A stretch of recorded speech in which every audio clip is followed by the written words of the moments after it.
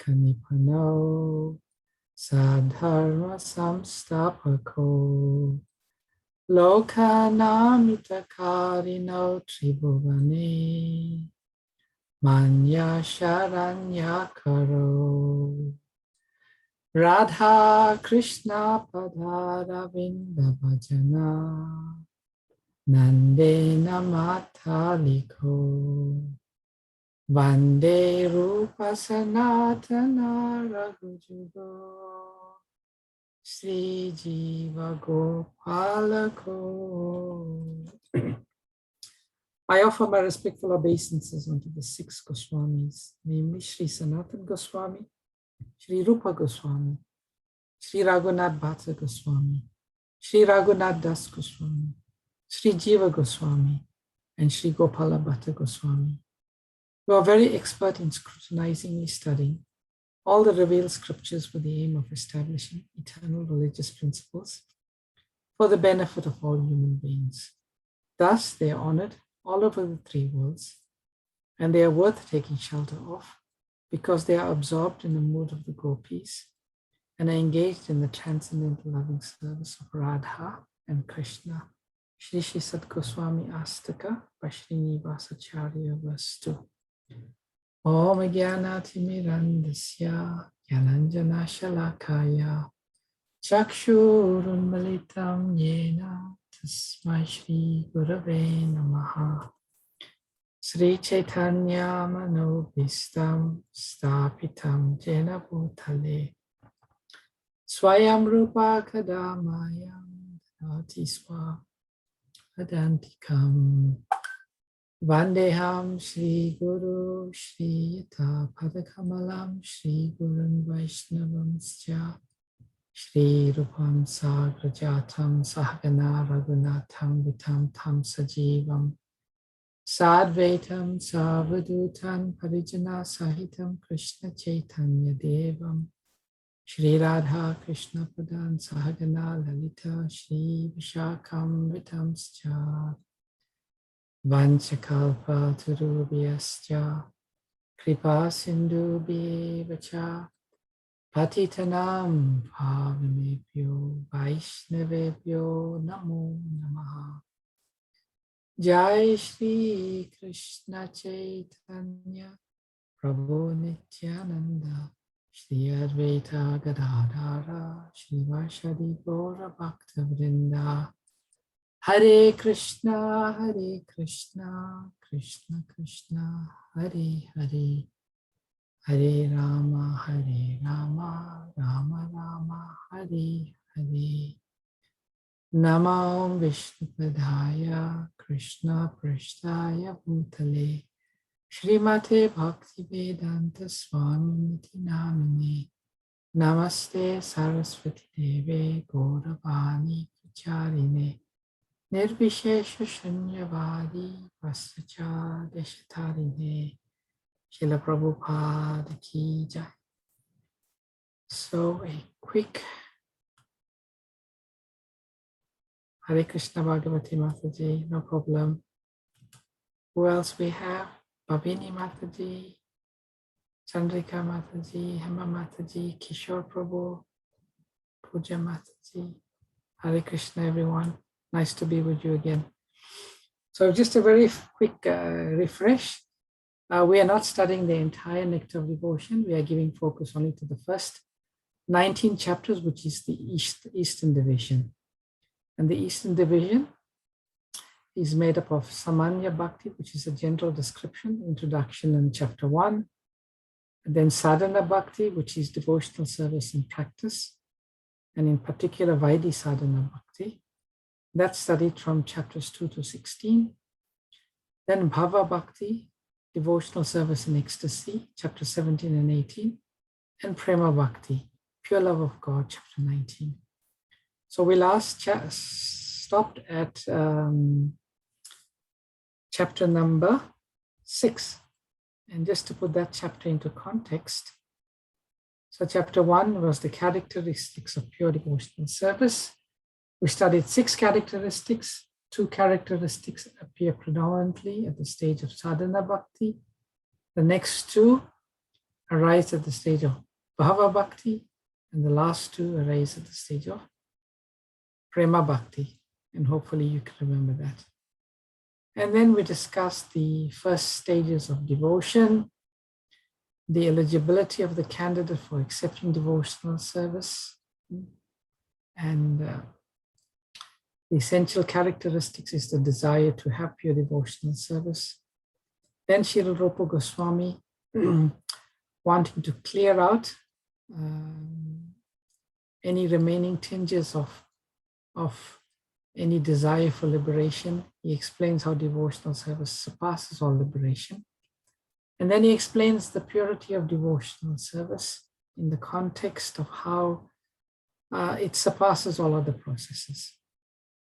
And having provided all of those explanations, Srila Rupa Goswami now starts to give focus to the process of Vaidhi Sadhana Bhakti.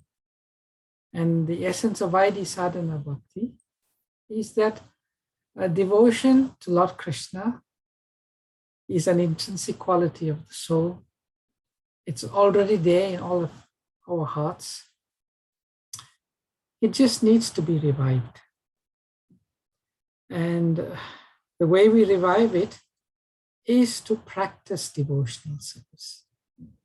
They say practice makes perfect. And Prabhupada gives the example of walking. The ability to walk is just naturally within us as a living entity. It's there. But we go through a stage where we have to do a little practice. Like all of us, we're children at one stage, we fumbled, we tumbled, we fell. And eventually we got it right.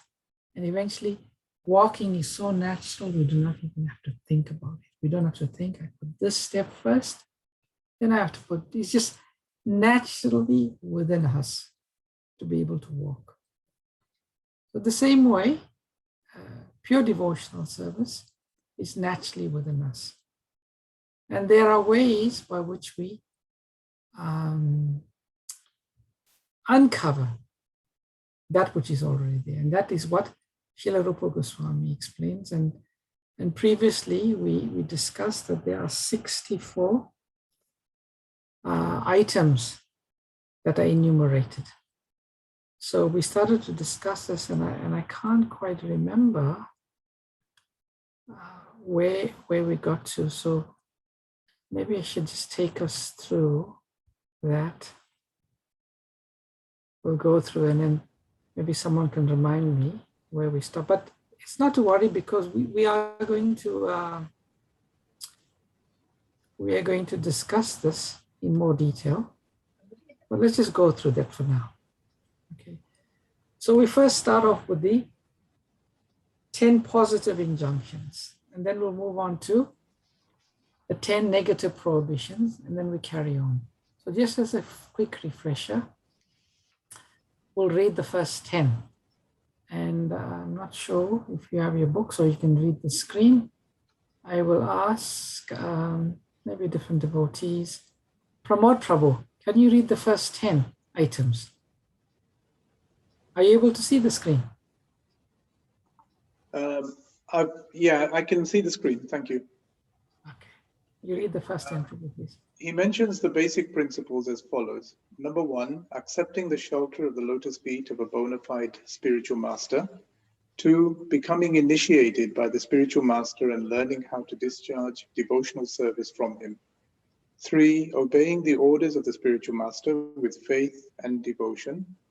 4, following in the footsteps of great acharyas, teachers, under the direction of the spiritual master. 5, inquiring from the spiritual master how to advance in Krishna consciousness. 6, being prepared to give up anything material for the satisfaction of the Supreme Personality of Godhead, Sri Krishna. This means that when we are engaged in the devotional service of Krishna, we must be prepared to give up something that we may not like to give up. And also we have to accept something that we may not like to accept. 7, residing in a sacred place of pilgrimage like Dwarka or Vrindavan. 8, accepting only what is necessary or dealing with the material world only as far as necessary. 9, observing the fasting day on Ekadashi. And 10, worshipping sacred trees like the banyan tree. Thank you. And if you recall, we said that the first 3 are prerequisites. And we did some discussion and we'll carry on. And then we moved on to the 10 negative prohibitions. Jayashri Mataji, maybe you can, if you can see the screen, you can read to us the next 10. Yes, Prabhuji. The next set of instructions is listed as follows. 1 should rigidly give up the company of non-devotees. 1 should not instruct a person who is not desirous of accepting devotional service. 3, 1 should not be very enthusiastic about constructing costly temples or monasteries. 4, 1 should not try to read too many books, nor should 1 develop the idea of earning his livelihood by lecturing on or professionally reciting Srimad Bhagavatam or Bhagavad Gita. 5, 1 should not be neglectful in ordinary dealings. 6, 1 should not be under the spell of lamentation in loss or jubilation in gain. 7, 1 should not disrespect the demigods. 8, 1 should not give unnecessary trouble to any living entity. 9, 1 should carefully avoid the various offenses in chanting the holy name of the Lord or in worshipping the deity in the temple. 10, 1 should be very intolerant towards the blasphemy of the Supreme Personality of Godhead, Krishna, or his devotees. Yes, thank you. And Prabhupada makes the point there, without following the above mentioned 10 principles, 1 cannot properly elevate himself to the platform of sadhana, bhakti, or devotional service and practice. Although Rupa Goswami mentions 20 items, and all of them are very important, out of the 20, the first 3, namely accepting the shelter of a bona fide spiritual master, taking initiation from him, and serving him with respect and reverence are the most important. Can anyone recall where we stopped last time? I think, as per my notes, I think we started on the negative angas, and we did 11, 12, and 13, or the first 3 points, I think, as per my notes. Okay, all right.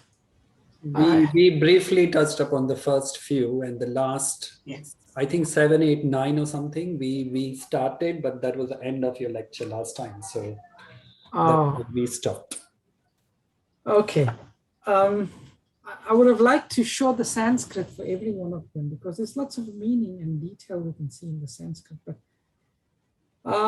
unfortunately, I just don't have that available for these ones right now because I couldn't recall. But what we will do, we'll read through them, and Srila Rupa Goswami will speak a bit later about what he does. So I'll read from now, and then maybe we'll just pause here and there to discuss each one a little bit more.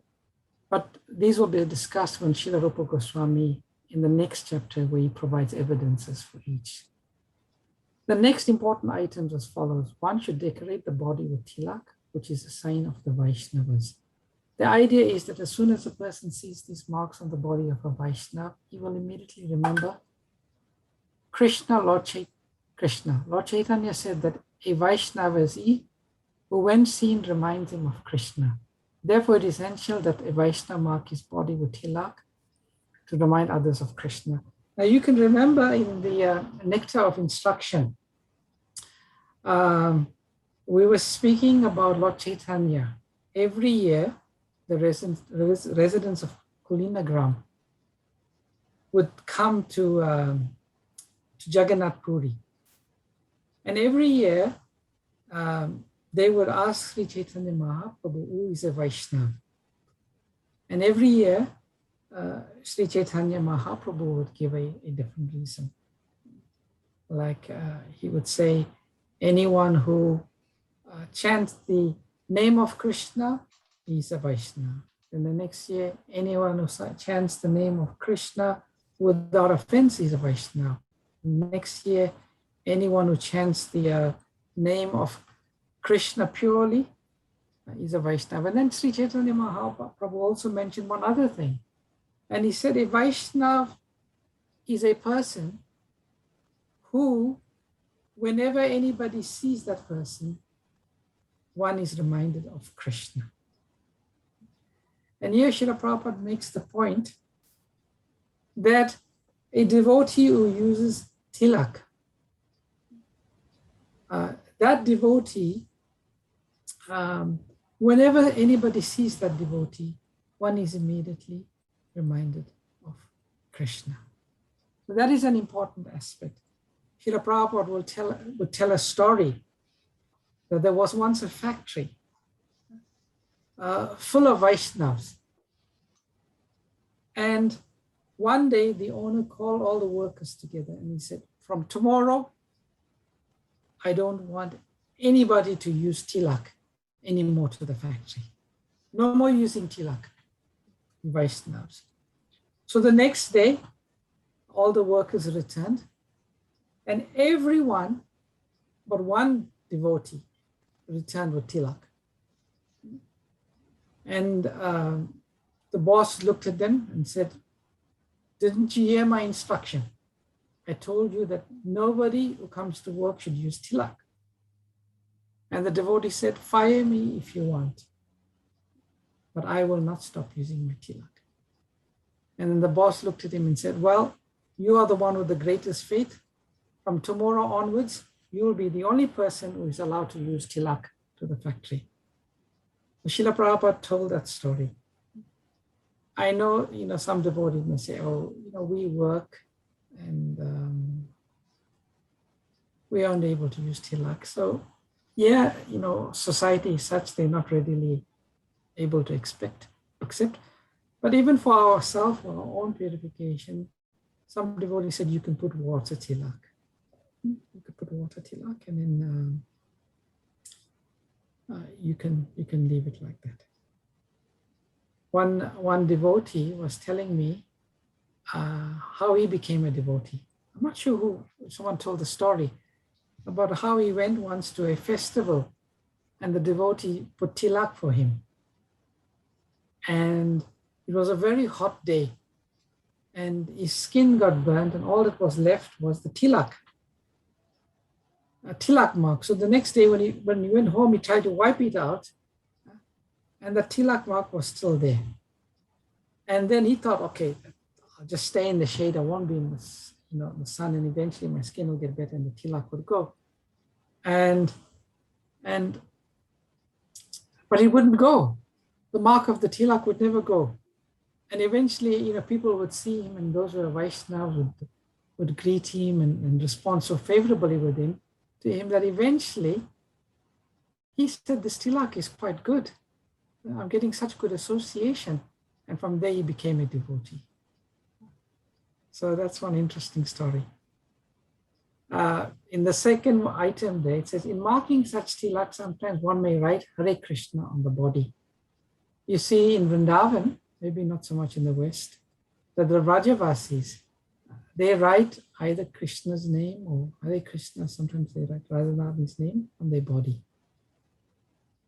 One should accept flowers and garlands that have been offered to the deity and the spiritual master and put them on one's body.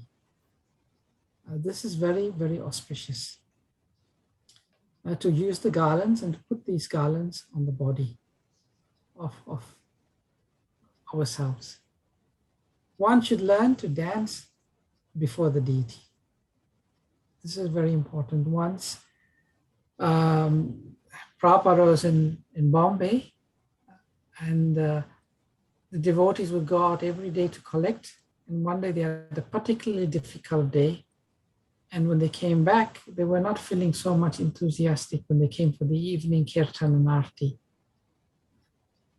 And Prabhupada said, even if we make no life members, we should still dance in front of the deity.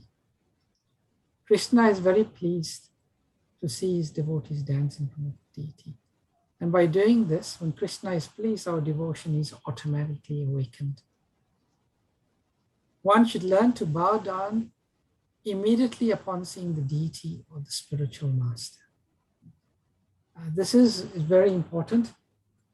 Not so much in our country, but at least in India, they have the Utsav deities. And the Utsav deities are taken on procession, at least during the warmer months, every day. And it is said that the moment one sees the deity, one should stand, at least stand and offer obeisances. And the same principle applies to the spiritual master.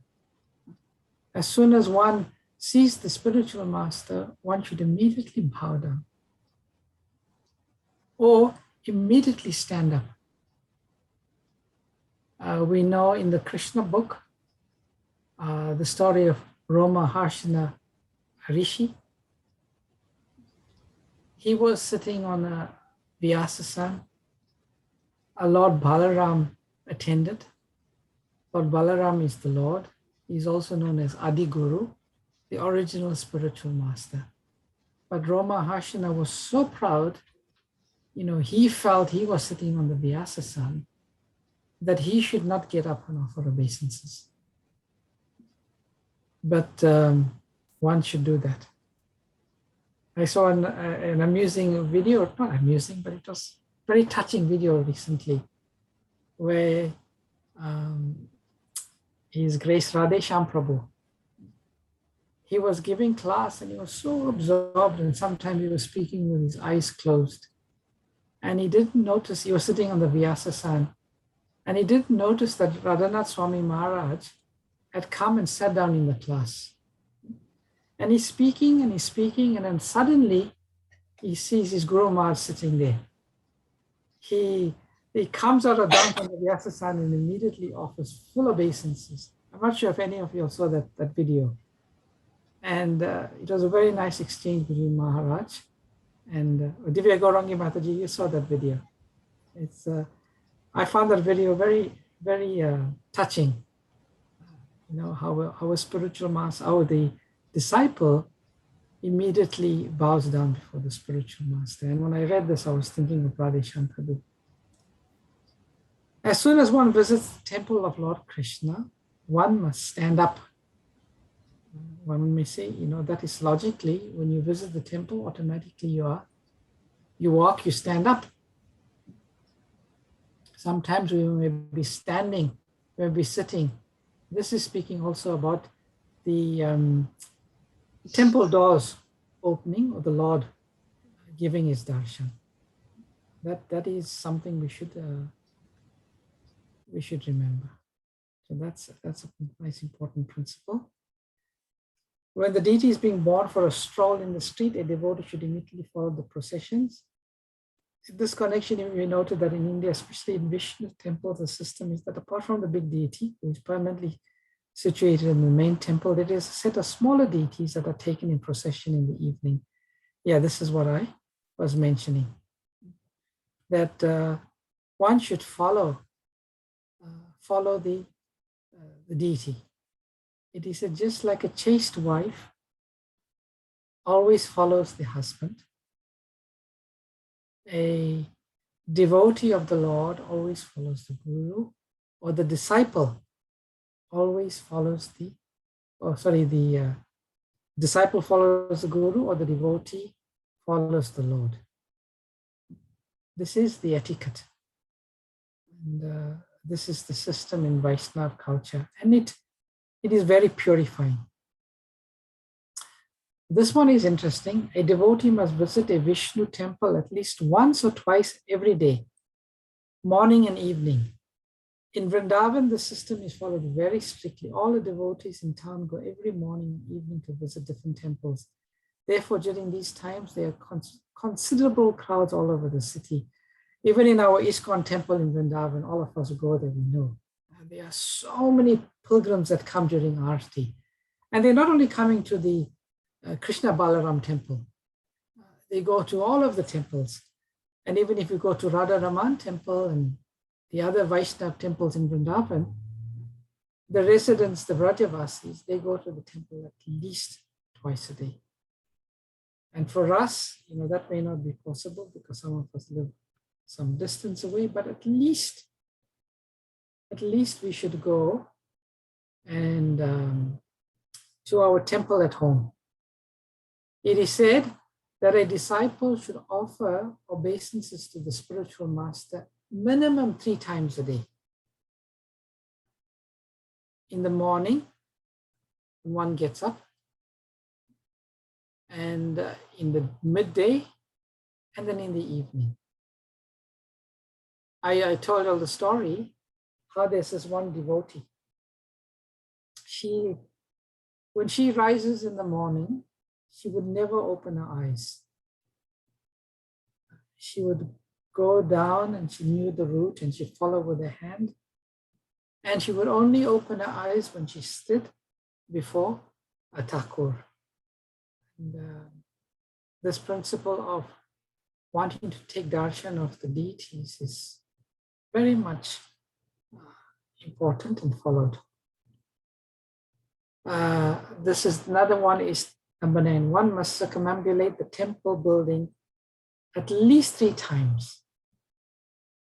And Prabhupada writes here that in the temples, there is an arrangement to go around the temple at least 3 times. Some devotees go more than 3 times, 10 times, 15 times, according to the vows. And we know in Vrindavan, some people, they make the vow to go 108 times. But the point being, one should circumambulate the temple. A lot of temples you go like in Vrindavan, you can see Prabhupada Samadhi, you can actually go around. There's different temples around the world where they have an arrangement that you can go actually around the altar. In Bhaktivedanta Manor, or even in Saraswati, we don't have the arrangement. And at least Bhaktivedanta Manor, the building is such that you can walk around the temple. Now,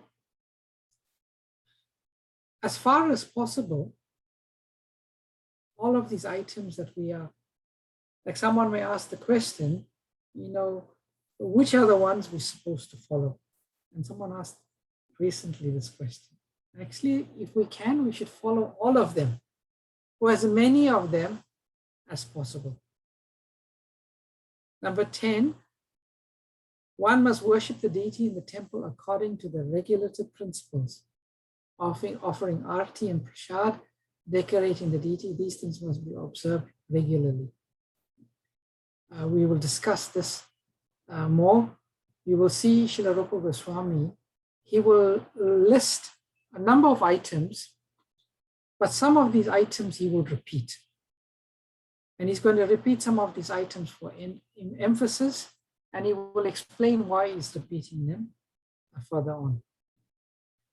I told you last time from where Srila Rupa Goswami got all of these principles. 64. Who can remember what I said? Hari Vilas Bhakti, written by his elder brother, Sanatana Goswami. Yes, very good, Puja Mataji. He gets them from Hari Bhakti Vilas, written by Sanatana Goswami. And he said, he's picked out some of the most prominent ones. And we'll explain later on a bit more about it. One must render personal service to the deities. Now, some people may say, I am not Brahman initiated. How can I offer personal service to the deities? But one does not even necessarily have to be Brahman initiated. There's many things one can do to offer personal service to the deities. Can some devotees on today's session, tell me some ways we can offer personal service to the deity without even being Brahman initiated? Offering prasad. Offering prasad, yes, and our own deities we can offer prasad, certainly, yes. And for the big deities in the temple? We can do transfer service. Yes, we can do transfer service. That's Make good. garlands. Make garlands, yes. Clean the temple room. Clean the temple room, yes. Buy boga. What else? We can donate money for the outfits if they ask for new Yes. outfits for the deities. Yes, we can donate for the outfits or for the boga. Anything else? We can, bring flowers. There's some devotees even take the view that by serving those who serve the deities, they are offering personal service to the deities.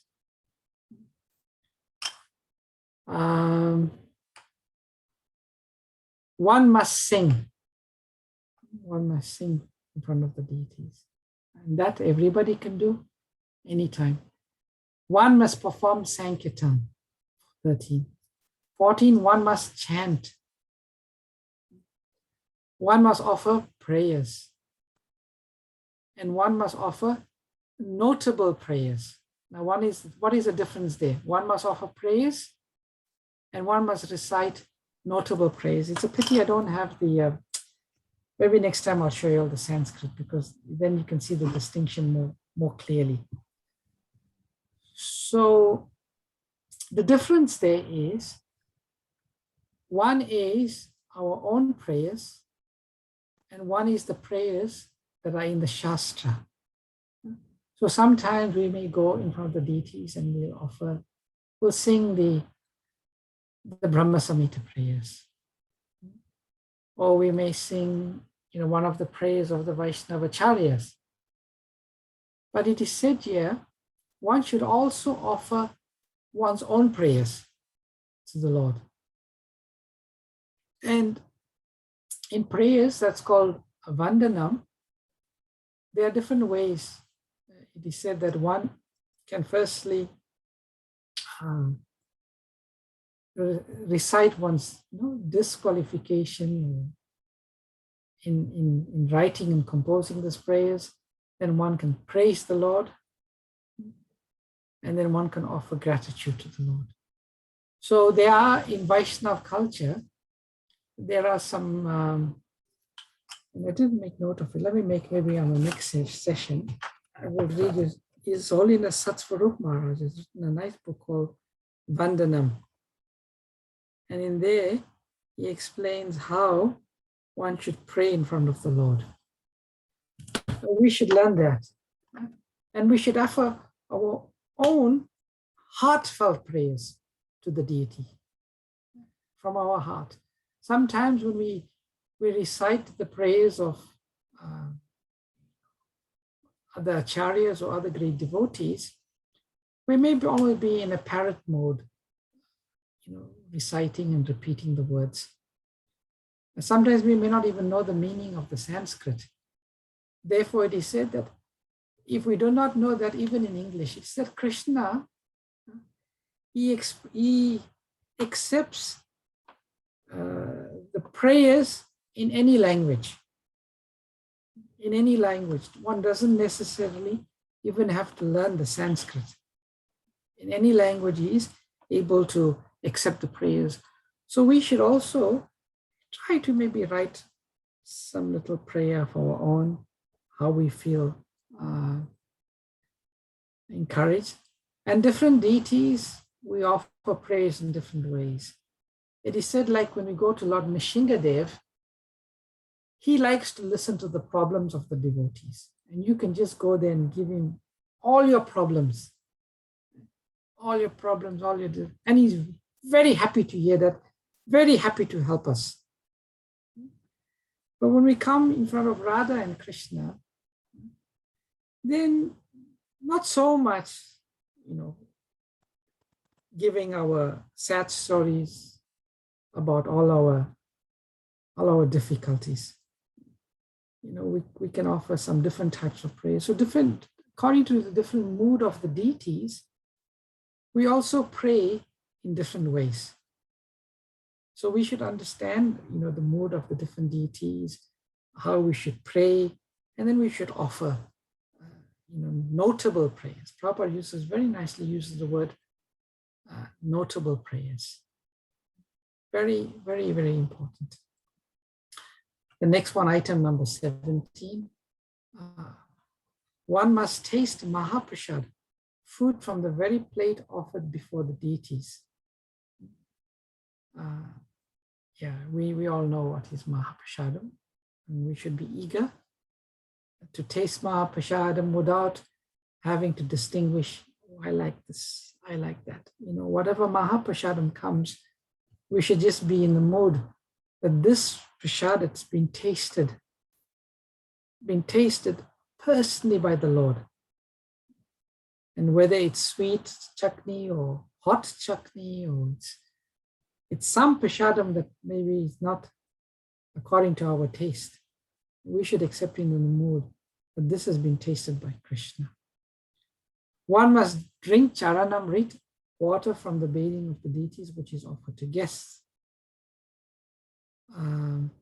19 was one must smell the incense, flowers, and flowers offered to the deities.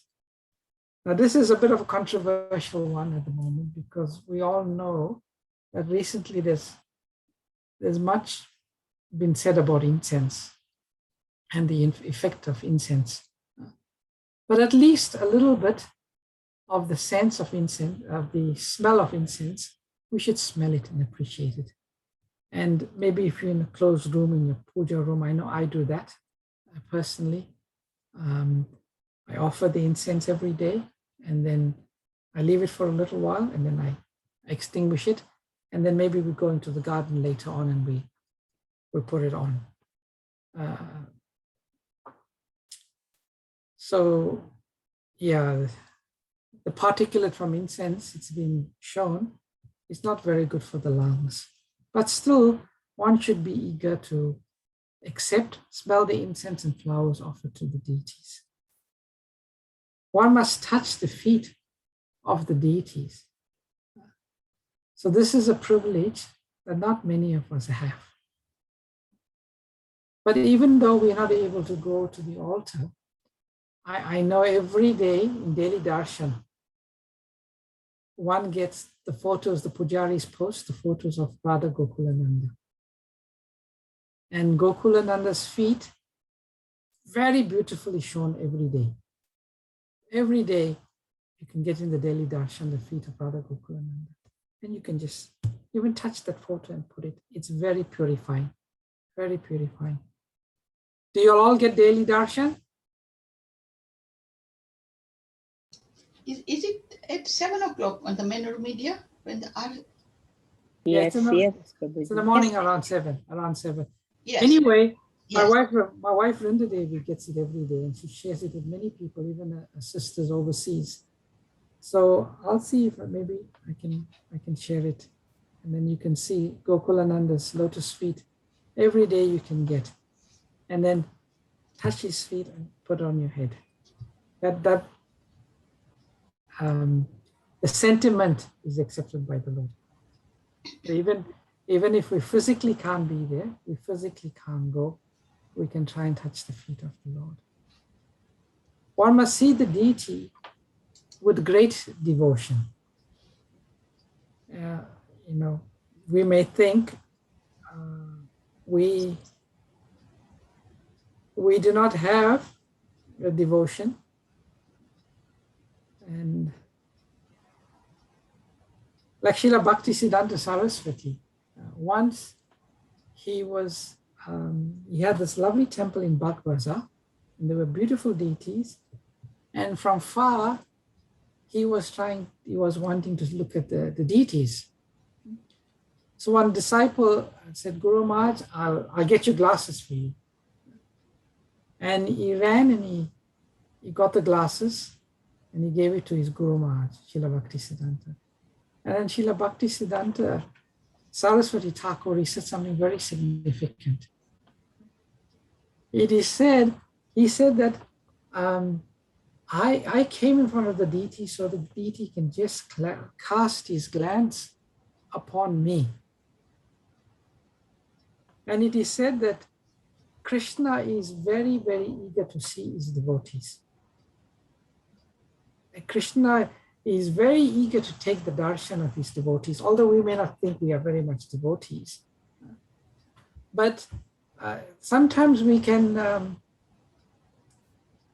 go with the mood that Krishna, I hope you are happy that today you got to see me. So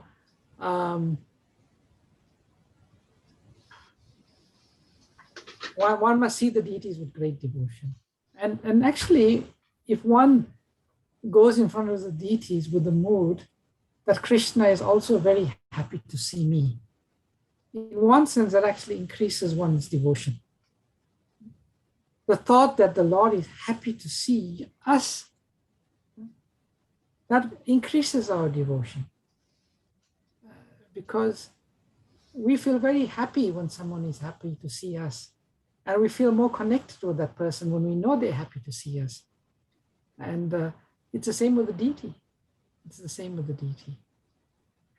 Number 22, one must offer arti, Artika Prabhupada says, at different times. So different times meaning morning, midday and afternoon. One may not be able to do it, but sometimes we can offer arti. Sometimes some families, they have, because of the schedule, they have a routine. One person will do the arti in the morning, one person will do the arti in the evening. And maybe sometimes they do arti in the midday, or at least they attend the arti. So that is also considered worship, attending the arti. One must hear about the Lord and his pastimes from Srimad Bhagavatam, Bhagavad Gita, and similar books. The aspirational standard that Srila Prabhupada set is that every devotee in ISKCON should read at least 2 hours every day. Now, many of us in our busy, difficult lives, we find that difficult. But one must hear every single day about the pastimes of the Lord. And Srila Prabhupada used to advise the devotees that before they go to bed, they should read Krishna book. And we know Krishna book is the summary study of the summary presentation of the 10th canto of Srimad Bhagavatam. And Prabhupada said, if we do like that, then we will go to bed, in our dreams we will dream about Krishna. So number 24, one must pray to the deity for his mercy. Many of you know my famous story, how Prabhupada said in one class that I will never fall down. And then after the class, Prabhupada was standing in front of the deities and he's offering prayers. And one of his disciples was bold enough to ask Srila Prabhupada what he was praying for. And Srila Prabhupada said, I was praying that I may never fall down. But the devotee said, but Prabhupada, you just said in the class, you will never fall down. And Prabhupada said, yes. Because I'm always praying to the deity that I may not fall down, I won't fall down. So one must pray to the deity for his mercy.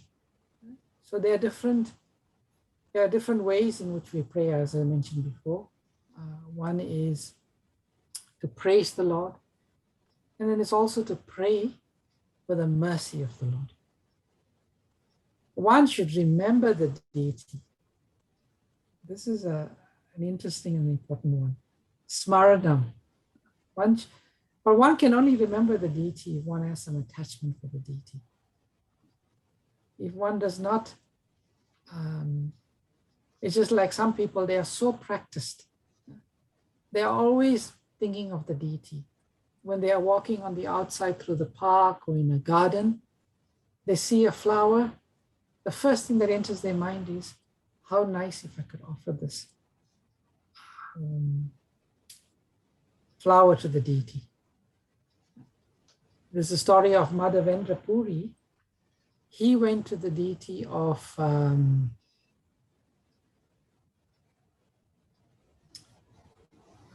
what's the deity's name in Ramuna? Khirchor. Yeah, Shirachor Gopinath. He went to the temple of Shirachor Gopinath. And Shirachor, he was just called Gopinath first.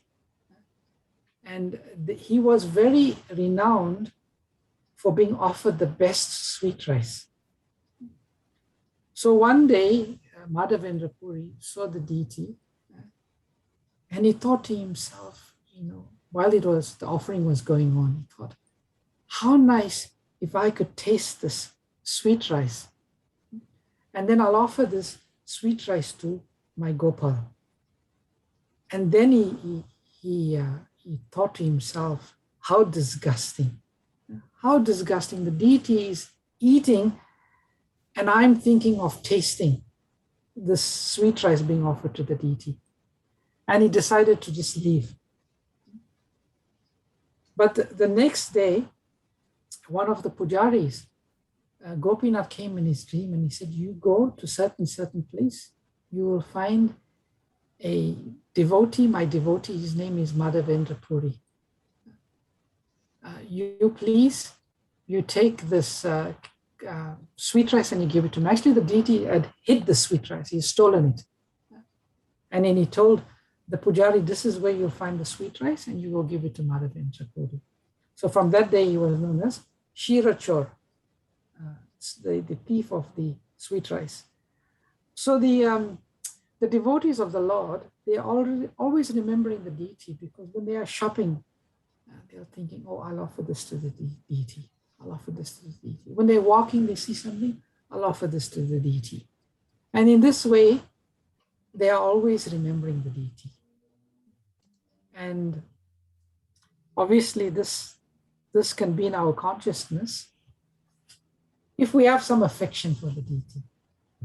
And, we have some relationship with the deity. And in this way, the devotee is always remembering. And there are many, many pastimes of the devotees. The next one is one should meditate on the deity. We know in the Nectar devotion that there's different levels of smarana. There's very different levels of smarana. And I don't know if I could, I have the book here. It's always very, very interesting. Well, let's just see if I can get it quickly. Prabhupada talks about the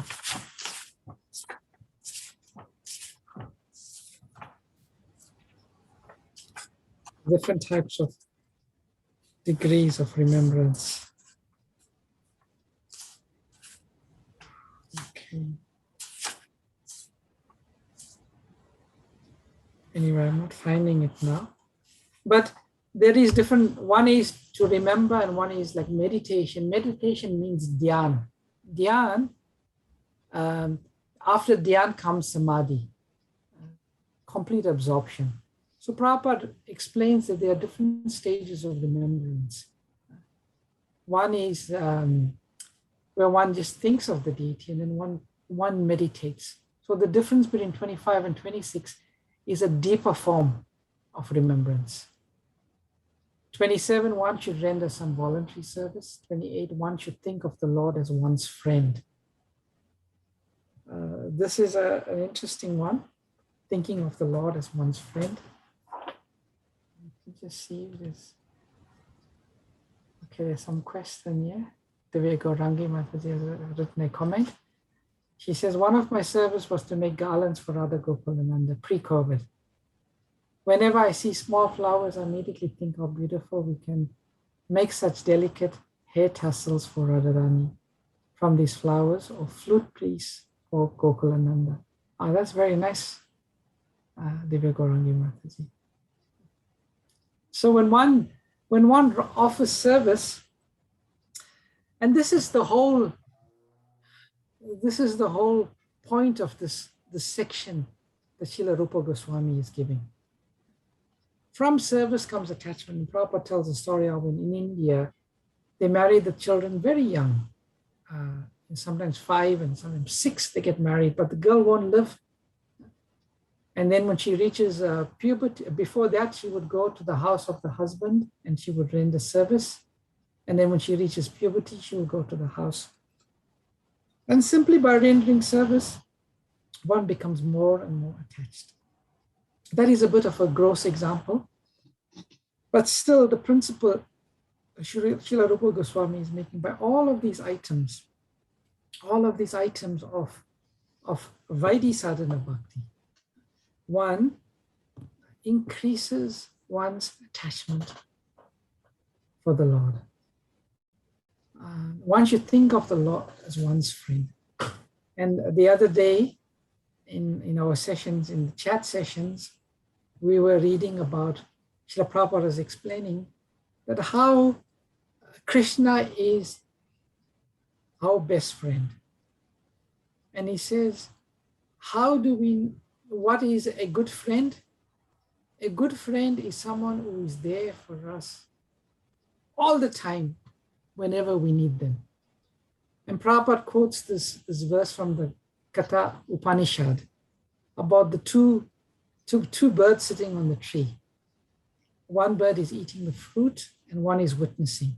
And Prabhupada talks about how the Lord is accompanying us as wherever we go. He is next to us all the time, and he is our dearest friend. Sometimes in spiritual life, people are very fixated on the idea that one can only, at least in the beginning stages, only think of the Lord as one's master. But it's very important that one also develops this idea or this consciousness that the Lord is one's friend. I was listening some time ago to a very nice class given by His Holiness Bhakti Rasamrita Swami about seeing the Lord as one's friend. If any of you have the opportunity, I'm not sure if it's on Facebook, I'll see if I can find the link, but I've lost so much of my previous videos. See if you can find it. Maharaj gives a very nice lecture on how to see the Lord as one's friend. 29, one should offer everything to the Lord. And this is nice. It's a nice, I know there are some people, even some children, anything they have, even they get a new set of clothes, they go offer it to the deity. Anything they get, they offer it to the deity first. And this consciousness of offering everything, the word Prabhupada uses here is everything. And some people may laugh, it's your clothes. Why would you take your clothes and new clothes and offer it to the deity? But the principle is everything. The consciousness of the devotee, everything belongs to the deity. Everything belongs to Krishna. Nothing belongs to us. So when something comes in our possession or in our custody, we should offer it. And many children, many people, the moment the baby is born to, they take the baby and they put it at the feet of the deity and they say, this baby is yours, Krishna. I'll take custody of it in this lifetime to look after, but ultimately this baby is yours. So this consciousness that if everything belongs to Krishna, everything should be offered to Krishna. So this is the consciousness of a devotee, everything. And I know, I'm not so much into it, but I know some people are very much into this principle, and I really admire their consciousness. Everything is offered to the deity. Even sometimes they buy a car, the first person that sits in there is the photograph of the deity. Deity will go in the car. So it's a very nice consciousness to have. Everything should be offered to the deity. One should offer a favorite article, such as a food or a garment. Recently, we were hearing that how Lord Nrsingadev, he likes mangoes. He also likes mango pickle. And there was one devotee that offered him once mango pickle. And the next time she went to see the Lord Nrsingadev, without mango pickle. And he came in the dream and he said, why didn't you bring me mango pickle? So the deity is our person also. He has certain likes and he has certain likes. So one should offer a favorite article, such as a food or a garment. So these are are very nice principles. Maybe I should stop here. It's already 6:59 and we didn't finish everything. Maybe I'll pause here and I'll take any reflections on any of the items we discussed today. Any item, any comment that you may have. So many beautiful principles, isn't it? Sometimes we forget, but when we read these items from Srila Rupa Goswami, immediately we can think about it and think, how can I incorporate? Maybe I was incorporating it sometime in my life, but now I forgot, or maybe now not so much. But as much as possible, every one of these items, when practiced, not mechanically, but with the right mode of devotion, it can really step up our devotion and our Krishna consciousness upper level. So I'll stop here. Any comments or reflections, anybody?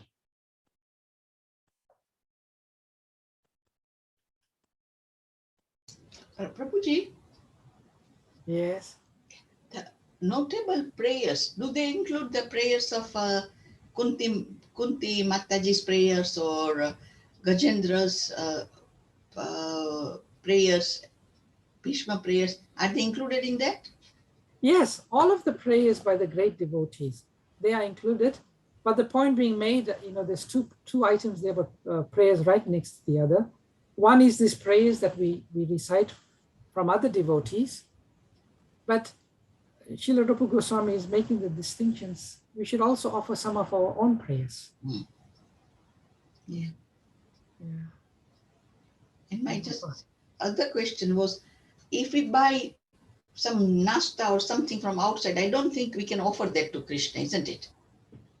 I don't offer, so that's why I'm asking.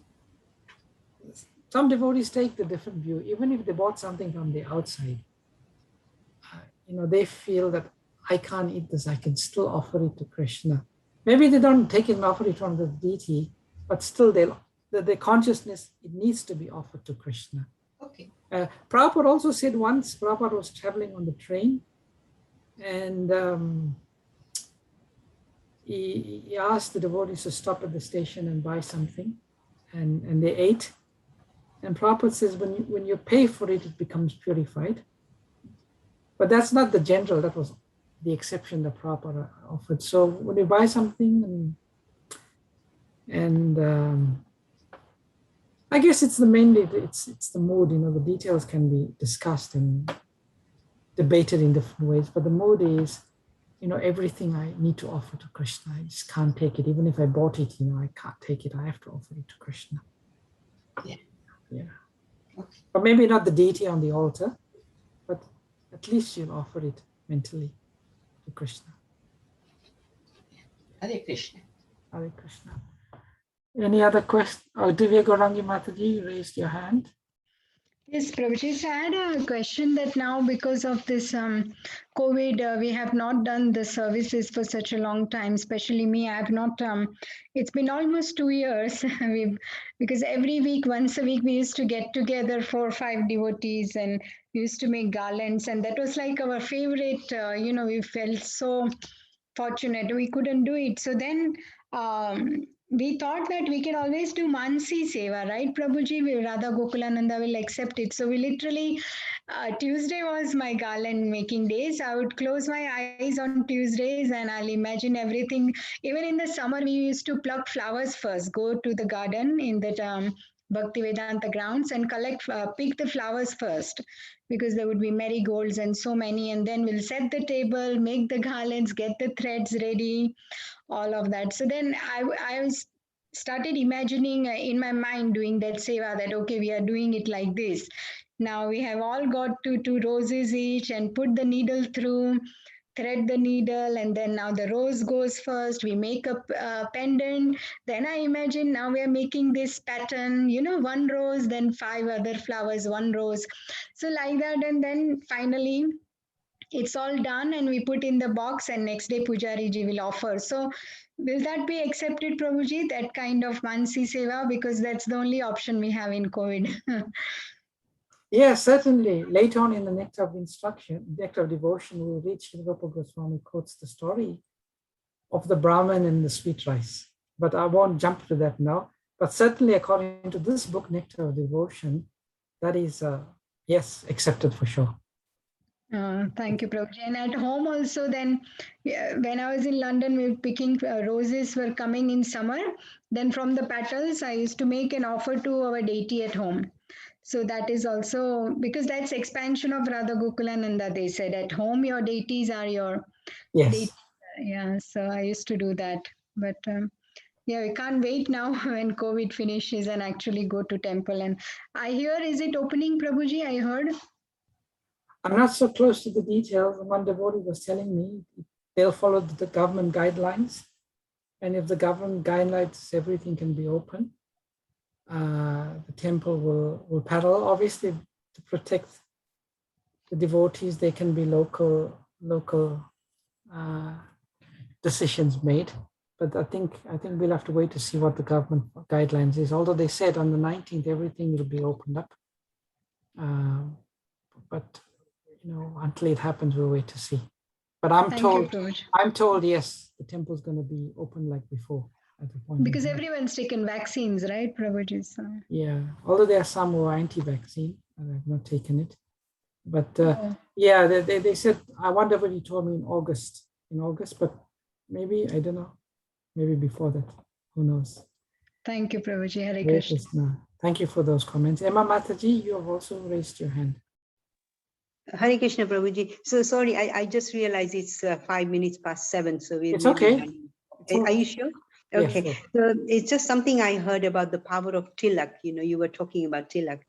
And so it was a devotee was working in a hospice and was looking after a terminally ill old woman. And everyone was wearing a cross on their neck. So she decided that she was going to go with her tilak every day and do her job. And the lady was then told that she's got few days left. So all her relatives were called in to do their last bits. And when the relatives saw the nurse with a tilak, and they said that, oh, are you a Hare Krishna devotee? And the relatives said, yes, we are. The nurse says, yes, I am. And they said, oh, my uncle, he's a very senior devotee in the Hare Krishna. And then they realized that was Jaipataka Maharaj's mother. Oh. Yeah, and it was just, if she hadn't got the tilak on, then they would have never known how the Lord had reciprocated to Jaipataka Maharaj's devotion on his mother, because his mother was passing away somewhere in America, and she was blessed by having this devotee in her last moments. So I just said, if she hadn't put the tilak on, they would have never known that she was a devotee, and that connection would have never known about the mercy of the Lord on his mother. Wow, amazing story. Thank you for sharing that, Imam Mataji. Thank you, Prabhuji. Hare Krishna. Hare Krishna. Any other comments or reflections by anyone? All right, so we'll meet again soon. Thank you for your attendance, and all glories to your service. Panchakalpa Tarubhyascha Kripa Sindhubhyascha Patitanam Pavanebhyo Vaishnavebhyo Namo Namah Anantakoti Vaishnav Vrinda ki jai, Srila Prabhupada ki jai, Om Premanande. Hari Bol. Thank you, Prabhuji. Wonderful. Hare Krishna. Thank you, Prabhuji. Thank you, dear devotees. Thank you, Prabhuji. Thank you, devotees. Thank you. Thank you.